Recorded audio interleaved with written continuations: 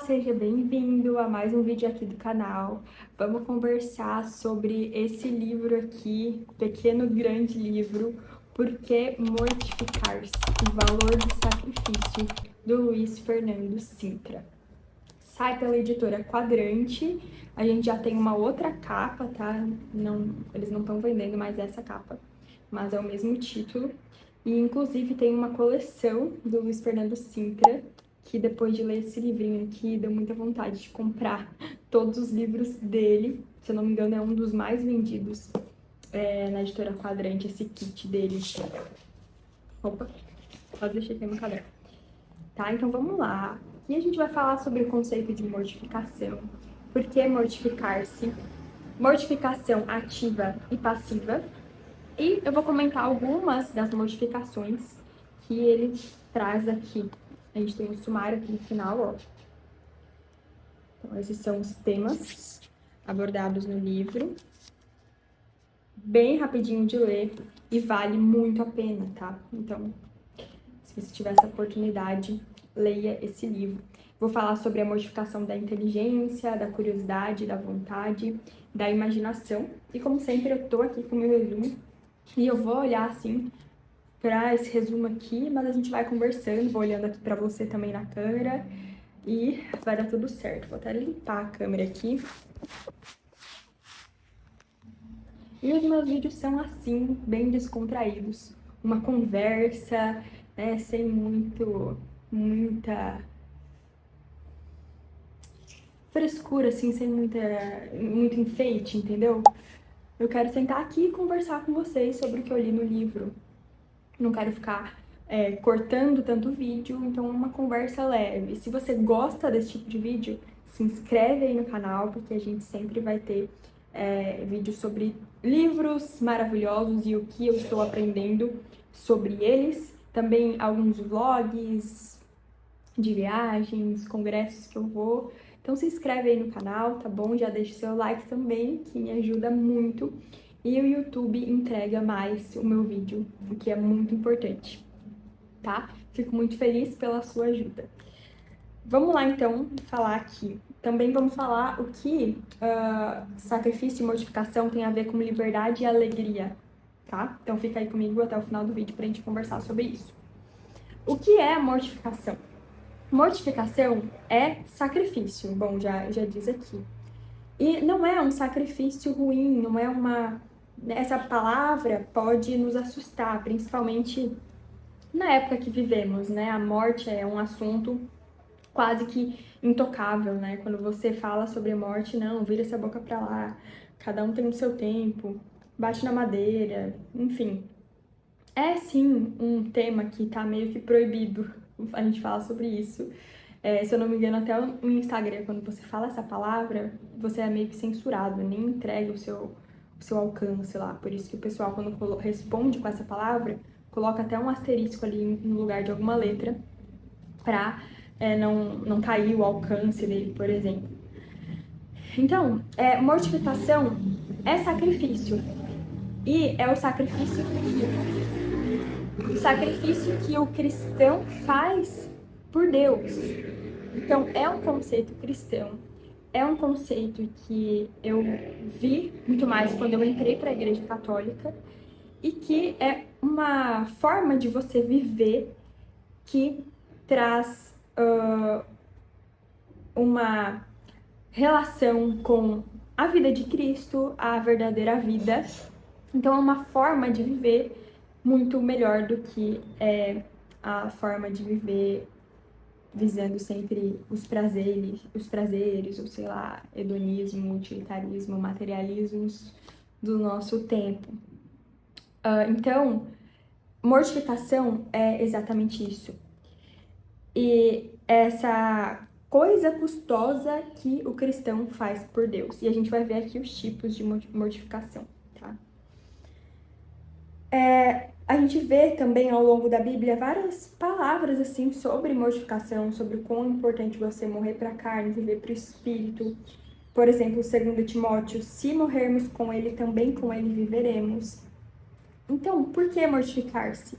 Porque é um meio para que você chegue mais a Jesus. E é um meio para você ser alegre em Jesus, ser alegre no que realmente importa. O evangelho sem cruz não existe. Tipo, o que Jesus veio fazer aqui foi exatamente nos passar essa mensagem da cruz. E por que que hoje as pessoas fogem dessa mensagem? Por que que as igrejas que surgem aí nas cidades, né, essas igrejas independentes, vão mais para esse lado de autoajuda, teologia da prosperidade e acabam não pregando de fato a cruz ou a morte e a verdadeira vida, que é a próxima vida, né? O que seria de um evangelho, de um cristianismo sem cruz, sem dor, sem o sacrifício da dor? Seria um evangelho, um cristianismo sem redenção, sem salvação, da qual, no entanto, devemos reconhecê-lo com plena sinceridade. Temos necessidade absoluta. Um cristianismo do qual, se pretendesse arrancar a cruz da mortificação voluntária e da penitência sob o pretexto de que essas práticas seriam hoje resíduos obscurantistas, medievalismos impróprios de uma época humanista, esse cristianismo desvirtuado de cristianismo teria apenas o nome, não conservaria a doutrina do evangelho, nem serviria para dirigir os passos dos homens em seguimento de Cristo. Isso está aqui na página 8. A cultura do prazer, no entanto, instaurou-se de forma sólida em praticamente todas as faixas sociais e etárias. A perda do sentido da transitoriedade da vida, de que não temos aqui morada permanente, tá? Em Hebreus 13, 14. Leva a uma busca sôfrega do prazer e uma fuga desabalada de tudo que põe a custo ou sacrifício. Mas essa busca de prazer epidêmico acaba gerando uma falta de sentido para a vida. A realização limita-se ao momento presente, virando as costas ao definitivo, a salvação eterna. Olha essa página 8. Gente, pausa aí, lê de novo, escuta eu lendo de novo, sabe? Não tinha como não ler essa página. Porque cristianismo sem cruz seria sem redenção, sem salvação. Nós não temos aqui morada permanente. E o que seria desse evangelho de cristianismo sem cruz? E, de fato, a gente vê muito disso hoje. Tanto é que, por exemplo, mortificação, sacrifício, ver esse título aqui há um tempinho atrás seria ruim para mim. E depois que eu me converti à Igreja Católica, eu acessei essas verdades, né? Eu vi que, de fato, esse é o caminho. É isso que Cristo veio nos ensinar, sabe? E a gente não pode fingir, né, que isso não existe. A gente não pode ficar nessa cultura do prazer que traz consequências aqui já, sabe? Também. E com certeza nessa morada próxima que nós vamos ter, né? Nessa vida eterna, que é o pior de tudo. Mas aqui a gente já perde o sentido. A gente já se limita a esse momento presente e deixa de viver o que de fato importa. Então, você está buscando a salvação terrena ou a salvação eterna? Por muito tempo eu busquei a salvação terrena. Tipo, como eu vou encontrar alegria aqui na Terra? Né? Qual é o método para me deixar feliz e com saúde mental e etc, etc. Todo mundo já deve ter passado por isso. Sabe, todo mundo já deve ter buscado aqui a alegria terrena e talvez você ainda esteja buscando, né? E isso é algo que a gente tem que se lembrar diariamente. Então você está buscando essa salvação eterna ou a salvação terrena, tá? Aqui a gente tem uma parte onde ele fala sobre Santa Teresinha, que a salvação eterna, ela passa por esse sacrifício, tá? E aí, Santa Teresa, tá? Santa Teresa d'Ávila, ela tinha esses encontros, assim, próximos com Deus, com Jesus, tá? E eu tô lendo isso pela citação aqui, ó, Santa Teresa de Ávila, Relações Espirituais, que ele coloca aqui como referência embaixo aqui do livro. Teve uma página que caiu aqui. E Santa Teresa, ela tinha sofrimentos de, por exemplo, ter momentos da vida que ela não conseguia nem comer. E aí ela teve esse encontro ali com Cristo. E ele fala assim para ela: pesa-me o que padeces. Come, filha, e passa como puderes. Pesa-me o que padeces, mas isto te convém agora. Ou seja, a gente vê aqui um Deus que realmente se importa. Pesa-me o que padeces. Então ele se importa com o nosso sofrimento, ele se dói com o nosso sofrimento, mas nos convém agora. E aí a gente já tem esse afago, a gente já tem esse conforto que com certeza está carregado de muito mistério, né? Por que nos convém? Não importa, mas Cristo está falando que nos convém, né? E pesa a ele não quer ver o nosso sofrimento, claro. E a gente pode, não é também romantizar o sofrimento, a gente pode aliviar o sofrimento quanto nós pudermos, mas a gente não deve só querer o prazer ou essa salvação terrena. A gente deve aceitar, como a gente vai ver aqui na mortificação passiva, as dificuldades da vida, não se revoltar contra isso, né? E aqui a gente vê esse Deus que vai lá e conversa com Santa Teresa e fala que pesa-me o que padeces, né? Porém te convém. Claro que permanece misterioso esse motivo. Qual é o motivo que convém? Mas já é fonte de paz e de coragem saber que há um motivo, que esse sacrifício não é absurdo, inútil. Olha só, não é inútil, tem um sentido para o sacrifício, porque traz consigo um bem, embora nós não saibamos qual, mas traz consigo um bem. E a cruz, já diz na Bíblia, São Paulo fala que a cruz é escândalo para os judeus e loucura para os gentios, em 1 Coríntios 1, 23. E como a gente está vendo na nossa série do domínio, sim, é escândalo para os judeus, porque os judeus não reconheceram Cristo justamente por isso. Como assim o meu Deus, o Deus, né, esse Deus onipotente, onipresente, veio à Terra e sofreu na cruz? Então é um escândalo para os judeus, eles não aceitam Jesus quando ele vem. A gente viu isso na nossa série do domínio, né? Então a gente consegue entender perfeitamente o que São Paulo está falando em 1 Coríntios 1, 23. E loucura para os gentios. Então a cruz, ela já tem essa rejeição pelo próprio povo de Deus. Quando Deus desce na terra como Jesus, ele é rejeitado pelo seu próprio povo, os judeus, porque eles não aceitam a cruz. Então a cruz, ela já tem essa rejeição, né? E não é o que nós temos que fazer. Nós cristãos temos que reconhecer a cruz, que é a principal mensagem de Jesus. E não ver isso como loucura. Então, viver de fato a cruz. Nós só podemos seguir o Senhor com sacrifício. É um aspecto essencial de ser cristão.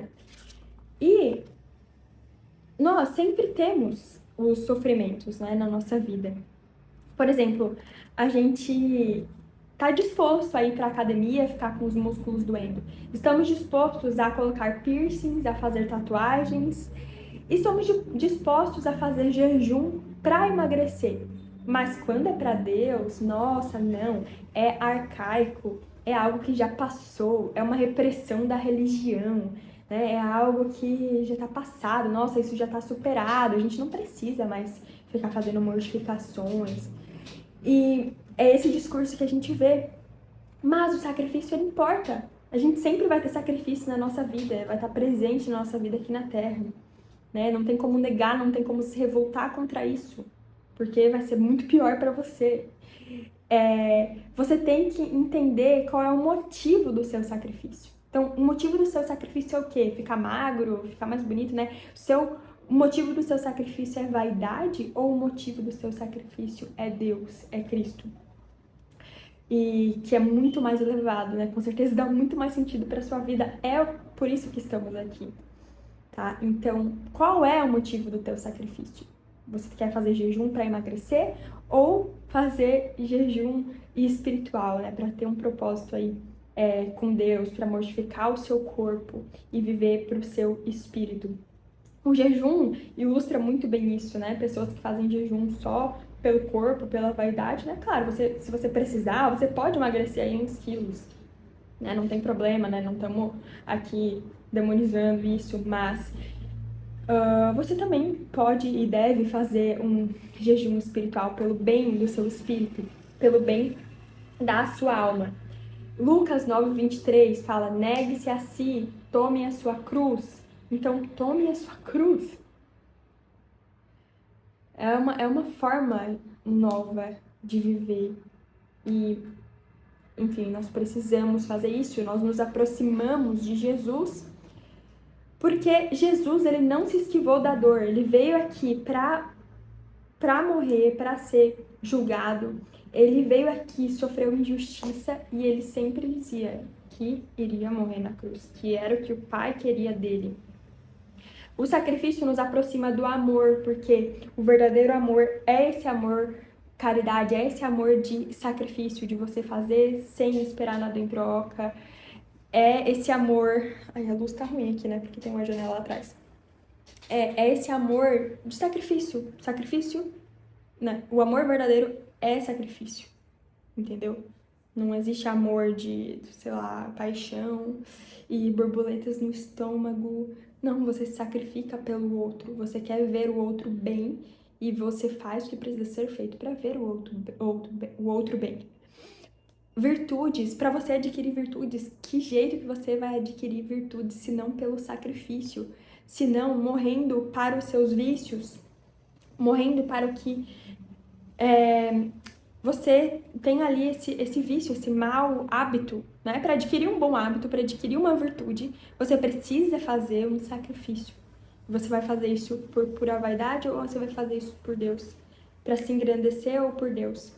O sacrifício ilustra muito bem os mártires, os primeiros cristãos. A gente viu isso também lá no domínio, como que, né, lá naquela época de Roma, o imperador pegava, fazia tocha dos cristãos, colocava eles para brigar lá na arena e matarem, enfim, os mártires.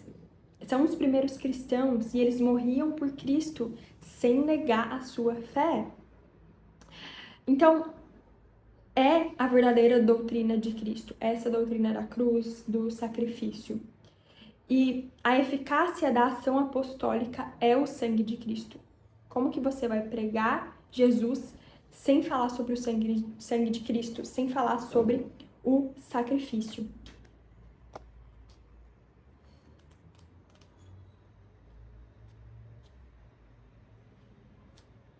Aqui na página 35. Não vivemos no mundo da fantasia, mas no mundo real, com as suas dificuldades e problemas. Isto que é tão evidente quando se trata do amor humano, parece que não o é tanto quando se trata da vida cristã. O raciocínio dá-se mais ou menos assim: se eu procuro agradar a Deus e ver em tudo a sua mão providente, por que há coisas que me custam? E por que, mesmo sabendo que sacrifício é útil e agradável a Deus, fujo de tudo que me contraria? Isso é muito real, tá muito presente no nosso momento. Porque esse é o raciocínio da vida cristã hollywoodiana. O Luiz Fernando Sintra fala aqui pra gente. Que esquece a realidade do pecado original. Há em nós um princípio ferido e distorcido que se rebela contra tudo o que desagrada. Não podemos admirar-nos de tudo isso. Não podemos assustar-nos de que haja em nós dois sentimentos conflitantes. Às vezes a gente esquece disso, né? Um de direção ao bem-árduo e o outro de repulsa perante a dor. São Paulo fala de que há em nós uma luta entre o homem novo e o homem velho. Isso existe, né? E essa luta do homem velho, né? Essa luta contra o homem velho é essa luta contra as nossas más inclinações. Contra o que é apetecível a nós, ao nosso corpo, ficar deitado no sofá, ficar comendo besteira, sabe? Isso é o básico, né? Mas isso tá presente em nós e às vezes a gente esquece que a gente precisa combater essas más inclinações. Esse é o homem velho. Esse é o homem que no seu interior só tem ninharias, só tem coisas acessórias, não está se preocupando de fato com o que realmente importa, que é essa grandeza de espírito, que é a nossa próxima vida, que é o sobrenatural. Sobrenatural que está acima, que vem antes. Essa hierarquia, cadê a nossa hierarquia? Se perdeu nesse nosso mundo moderno. Nós temos a mortificação passiva e ativa. A passiva são as contrariedades que nos movem, que nos vêm dadas pela vida, que não podemos escolher ou das quais não podemos esquivar, tá? Então a mortificação passiva é essa mortificação que ela já nos é dada, sem que nós precisemos. Então, mortificação passiva é, sei lá, o compromisso que marcaram pra você às 5 da manhã e você tem que acordar, porque você não escolheu isso. Mortificação passiva é quando você quer um cafezinho e não tem um cafezinho aqui, sabe? Coisa bem básica isso, né? Mas mortificação passiva também é a doença do seu pai. E aí você tem que cuidar dele. A mortificação passiva é, sei lá, um problema de saúde, uma doença que acontece com você.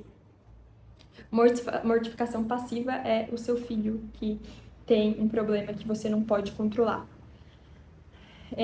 Então, isso são coisas que nos são dadas. E nós não podemos nos esquivar. Nós precisamos aceitar com alegria. Então, tem a fila de banco, fim de semana chuvoso, congestionamento, calor, pessoas chatas, atrasos, dívidas, filhos chorando, pernilongo à noite. E estão presentes com tanta frequência no nosso dia a dia. E tudo isso pode se transformar num drama, reclamação, insatisfação, revolta, ou pode ser palco de uma maravilhosa representação onde Deus é o diretor da peça. Ao invés da reação espontânea de irritação ou revolta, trata-se de ter um raciocínio sobrenatural, que, desenvolvido, será mais ou menos o seguinte: se isto me acontece agora, Deus sabe o que se passa comigo. Porque Ele conhece todas as coisas e sabe que eu estou nessa situação. Se a quer ou permite, é porque é boa para mim. Embora me incomode, me desagrade e me custe. E eu devo aproveitá-la para crescer em espírito de fé, aproveitar a situação. Porque nesta situação em que me encontro, Deus está mais perto de mim, ainda que pareça o contrário. Além disso, assim como se transforma o lixo em utensílios reciclados, assim podemos transformar o que tantos julgam o lixo da vida, as coisas ruins, em algo produtivo, em material de grande utilidade para adquirirmos virtudes e robustecê-las, e também para interceder pelos outros. Então, por exemplo, aquela batida de carro se torna uma oportunidade para você desenvolver a virtude da fortaleza, tá? Você pode pensar assim: eu vou manter o sorriso e o bom humor agora que todos em casa receariam que ficasse com a cara amarrada. Olha só que profundo amor ao próximo isso é, e que profundo sacrifício você precisa fazer para não ficar reclamando na sua casa, mas ficar assim com um sorriso no rosto ali para sua família, em um momento que eles achariam: nossa, ela vai ficar reclamando, né? A má cara não vai ajudar a pagar o conserto, e eu posso dar aos meus familiares um exemplo vivo de serenidade. Aquela dor de cabeça que parecia me deixar louco e impedir de fazer qualquer coisa, transforma-se enquanto a dor não passa, e depois de tomar um analgésico, também não é pra, né, por exemplo, romantizar, né, num motivo de oferecimento pela conversão de uma filha que se está desviando. Também a gente pode fazer esses oferecimentos, né, por exemplo. Então, essa é a mortificação passiva. E a mortificação ativa, nós procuramos ativamente. E aqui tem uma partezinha bem legal. A contrariedade, pequena ou grande, recebida com amor, oferecida ao Senhor imediatamente, produz paz no meio da dor. E quando, pelo contrário, não se aceita, a alma destempera-se e fica triste. Então, aceita com alegria. Ou cai num estado de rebeldia íntima, que a isola dos outros e a afasta de Deus. Quantas almas amarguradas nós encontramos pelo caminho. Então, seja diferente, sabe? Entrega esse sofrimento para Deus. Aceita a contrariedade com amor, né? A pequena via de Santa Teresinha, que a gente falou também em um vídeo anterior, né? De fazer tudo por amor, e um amor intenso, né? Não em quantidade ou tamanho, mas intensidade de amor, intensidade interior mesmo, né? É o que Santa Teresinha nos fala. E ativa, nós procuramos ativamente. Então, a gente pode se colocar em situações também de mortificação. tá? Na vida de um cristão normal, que trabalha e estuda, essa mortificação deve ser natural, humilde, pequena, discreta, que ajude a realizar melhor as tarefas próprias, a crescer nas virtudes e aproximar-se de Deus. Então o objetivo é esse, você crescer nas virtudes, se aproximar de Deus. E não precisa gritar para o mundo, falar para as pessoas, nossa, estou me mortificando, estou fazendo um jejum. Não, lava o seu rosto, arruma o seu cabelo e lida com isso com alegria. E perceba também que você está crescendo nas virtudes, você está se aproximando de Deus. E aí a gente tem aqui algumas mortificações, tá? Que são voluntárias. E ele fala várias aqui pra gente. Ele fala da interior, da inteligência, da língua, da curiosidade, da vontade, apegamentos, imaginação, memória, corpo, coração. Mas eu vou falar de algumas, como por exemplo, a da inteligência e interior, tá? Vamos começar pela interior. A mortificação interior é o que tem no seu interior. Você tem aí coisas pequenas, ninharias, coisas acessórias, você tá pensando no próximo livro que você vai comprar, na roupa que você precisa ter, na inveja, na vaidade. Tem besteira dentro de você ou dentro de você tem as coisas de Deus?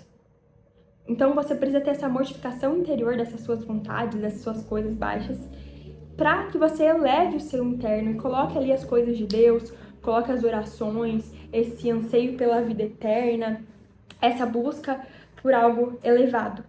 A mortificação da inteligência. E lembra, mortificação, virtude, são coisas difíceis, exigem sacrifício, vai doer, vai ser chato, vai gerar dor, mas é para o seu crescimento espiritual, é para a sua aproximação de Deus.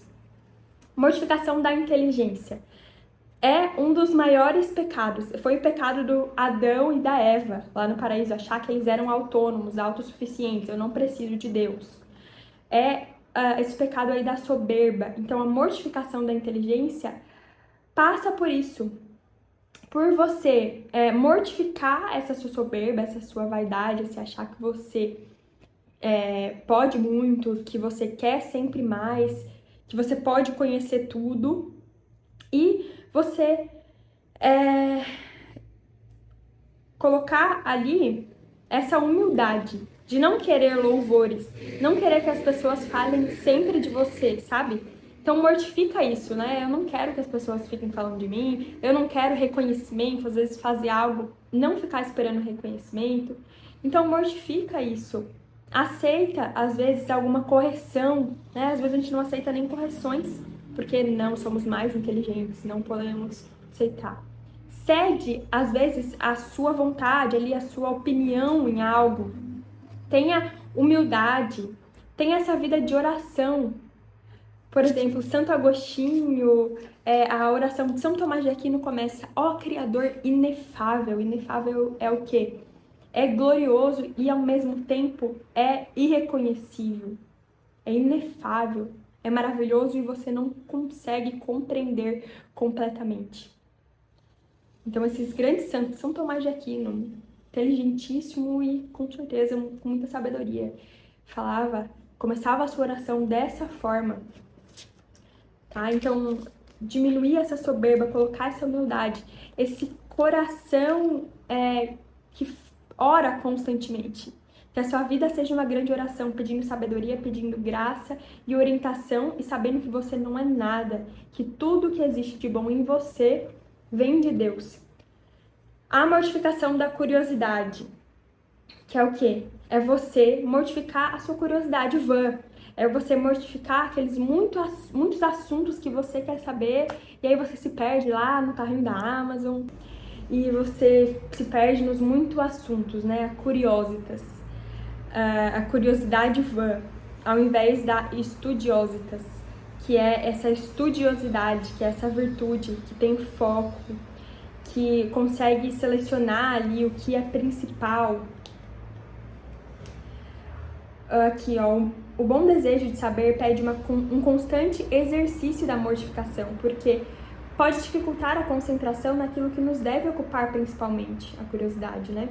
A má curiosidade leva à dissipação da mente, à frivolidade, e pode chegar a converter-se numa grande inimiga da alma, na medida em que, enchendo-a de bugigangas, introduz o barulho do nosso interior, impedindo-lhe o sossego de espírito necessário ao diálogo com Deus no meio das tarefas do dia a dia. Olha só essa página 61 aqui do livrinho. E aqui a mortificação também da imaginação, que eu quero falar também. Você deixar de pensar nas coisas ruins, você deixar de pensar em coisas que te dão ansiedade, de ficar imaginando o mal futuro, o que pode ser ruim, né, futuramente.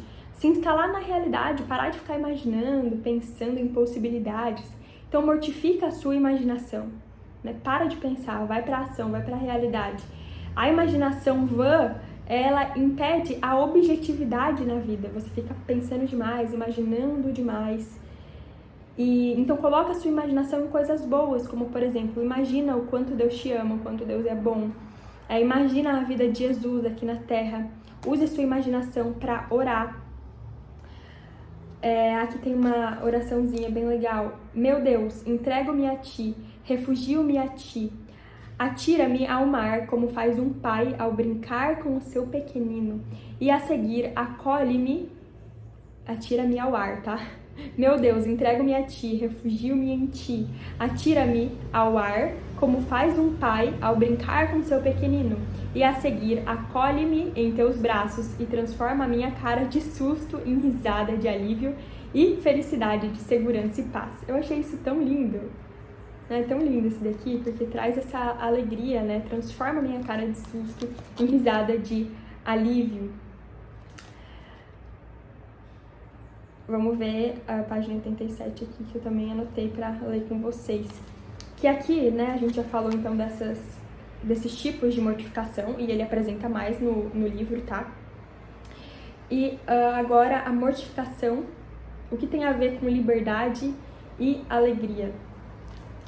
Os que seguem Jesus sabendo ser mártires sem morrer, pela aceitação das pequenas contrariedades da vida e das que o cumprimento do dever e a prática da virtude exigem, esses ganham a liberdade dos filhos de Deus e com ela a alegria, porque o cristão é sempre feliz e quem não é sempre feliz não é cristão. Então o sofrimento, aqui a mortificação, não deve ser levada com essa cara feia ou com essa dor, mas sim com essa alegria. Pode-se dizer que o elemento fundamental do cristianismo é a alegria. Não me refiro à alegria no sentido de um divertimento qualquer, que pode ter como pano de fundo o desespero, como sabemos muitas vezes o divertimento é a máscara do desespero, né? As pessoas se distraindo a todo momento. Refiro-me à verdadeira alegria. É uma alegria que está presente numa existência difícil e a torna possível que essa existência seja vivida. A história de Cristo começa, segundo o Evangelho, com um anjo que diz a Maria: alegra-te. Na noite de Natal, os anjos dizem outra vez: eis que vos anunciamos uma grande alegria. E Jesus diz: anuncio-vos a boa nova. Portanto, o núcleo de que aqui se trata é sempre: anuncio-vos uma grande alegria. Deus está presente, sois amados, e isso está estabelecido para sempre.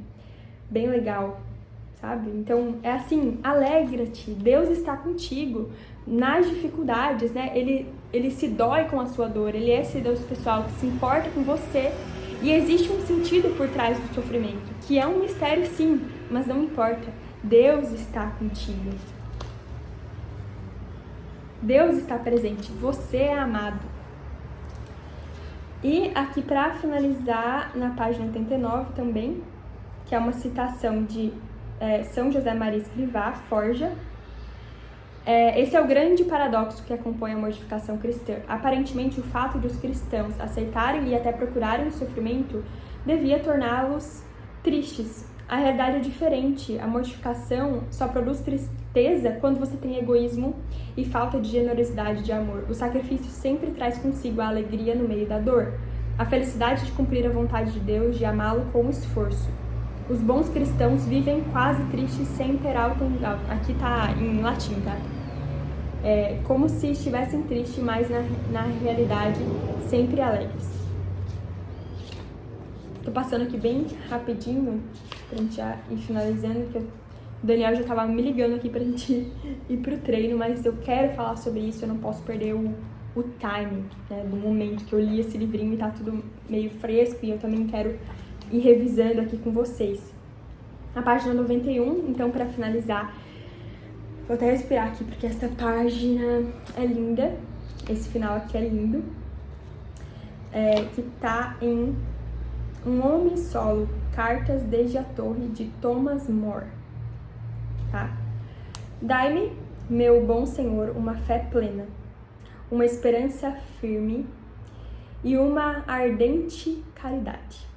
Um amor por vós, meu Senhor, incomparavelmente maior do que o amor por mim mesmo, e que não me prenda a nada que vos desagrade, mas que todos os meus amores se ordenem para vós. Dai-me, meu Senhor, um desejo de estar convosco, não para evitar as calamidades deste pobre mundo, nem para evitar as penas do purgatório, nem sequer as do inferno, ou para alcançar as alegrias do céu, ou em consideração ao meu próprio proveito, mas simplesmente por autêntico amor a vós. Autêntico amor a vós, é por isso que a gente deve buscar a Deus. E o resto é bônus, sabe? Todo o resto que a gente vai receber. E não é o nosso objetivo principal, né? A gente tem que orar por isso, porque às vezes a gente só quer o nosso benefício próprio, né? E por isso que a mortificação é tão importante, porque nós morremos para nós mesmos e vivemos para Deus. É isso que eu tinha para falar com vocês sobre esse livrinho aqui. Essa oração é tão linda que eu mandei no grupo da família, mandei para todo mundo, tá bom? Um beijo, até o próximo vídeo.